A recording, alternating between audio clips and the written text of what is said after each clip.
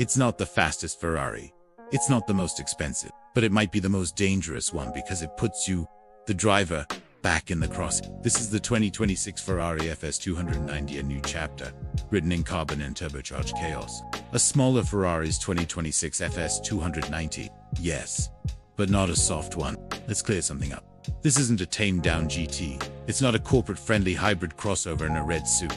The FS 290 is Ferrari's shot across the bow aimed directly at the Porsche 911 Turbo, McLaren, Artura, and anyone who thinks Ferrari forgot how to make a car that bites back. Ferrari's 2026 FS 290 mid-engined, rear-wheel drive, twin-turbo V6, and it is unapologetically Italian. Design. Compact doesn't mean quiet. Ferrari's 2026 FS 290 visually, it tests like a 296 GTB, went into a wind tunnel fight, and came out leaner and more agitated. Shorter wheelbase than the 296, sharper. More vertical nose cone, hidden rear diffuser that looks like it belongs in Le Mans' louvered side vents that practically inhale air. It's Ferrari's 2026 FS 290's cleanest small-form silhouette in a decade. But it doesn't scream, it hums with menace. And the front headlights, inspired by the P8 OC track car, pure motorsport DNA, no frills, no distractions, engine and performance.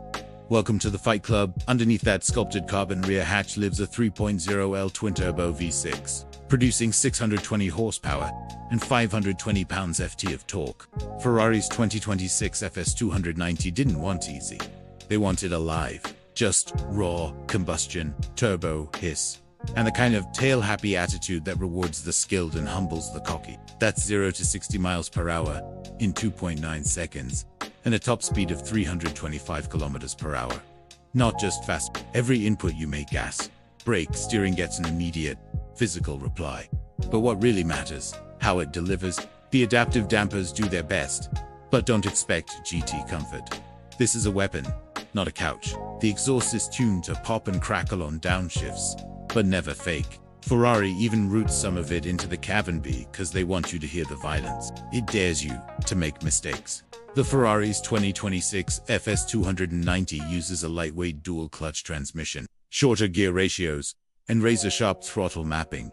There's no hybrid assist. Ferrari's 2026 FS 290. No softening. The drive. Less filter, more feeling. Get in, and you'll notice it right away. This car feels tense, like it's holding its breath. The steering is borderline telepathica, throwback to old Ferraris, with no artificial weight. The ride is stiff, but not punishing.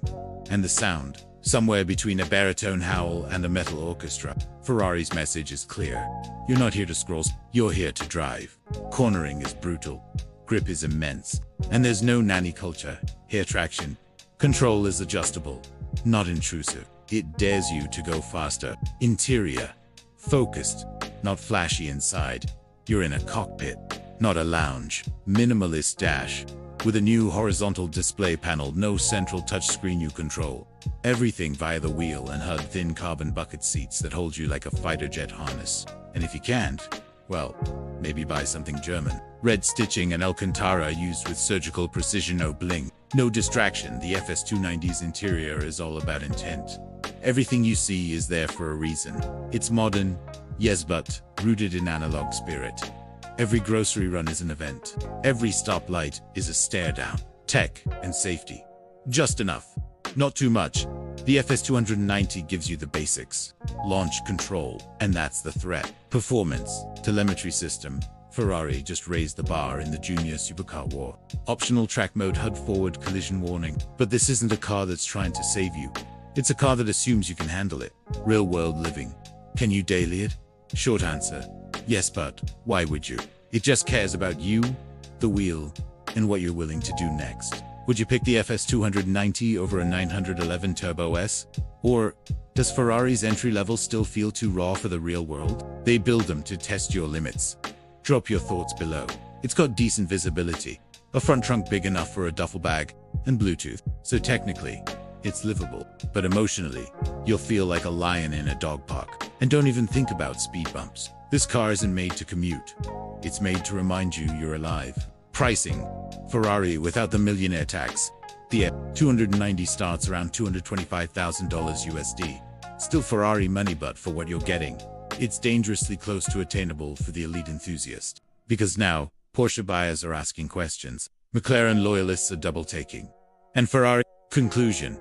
FS 290 is a statement. Ferrari didn't just shrink the 296 and call it a day. They built something smaller, lighter, meaner and more focused. It's not a halo car, it's a driver's car. It doesn't care about range anxiety, luxury branding, or TikToks. The 2026 FS 290 is Ferrari whispering to its roots and roaring into the future. And if you're not ready to drive like it demands, that's not its problem. So what do you think?